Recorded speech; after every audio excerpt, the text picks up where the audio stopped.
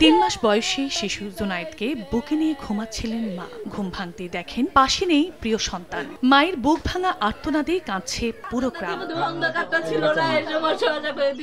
সন্তান জন্মের আগে থেকে কিশোরগঞ্জের তাড়াইল উপজেলার তালডাঙ্গা এলাকায় বাবার বাড়িতে বসবাস করেন নাজনীন আক্তার। রোববার রাতে শিশু জুনায়েদকে নিয়ে ঘুমাচ্ছিলেন মা। ভোরে ঘুম ভেঙে দেখেন বিছানা খালি, নেই ছোট্ট জুনায়েদ। পুরো ঘরে খোঁজার এক পর্যায়ে দেখতে পান খাটের সঙ্গে লাগানো টিনের বেড়ার নিচে সিঁধ কাটা। দুর্বৃত্তরা সেখান দিয়ে চুরি করে নিয়ে গেছে শিশুটিকে। এরপর থেকেই কান্না থামছে না সন্তানহারা এই মায়ের। বাবু লড়ে চলে না, কই গিয়ে বাবু লড়ে চলে না, তাই দি বাবু নাই, সজা করে দি বাবু নাই আমার কাছে।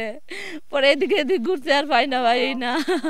কইতা তো কল হাই দাও এন্ড হিং দেওয়া এটা কইতে দাও বাদ আমি দৌড় দেখি আর বাইরে আয়ো। আজান পড়ছে, আমি মসজিদে যাইতাছি, এই রাস্তায় বাজে এক মহিলা একটা বাচ্চা কোলে নিয়ে যাইতাছে। সর্বোচ্চ তদন্ত করে সর্বোচ্চ শাস্তি চাই এগুলো।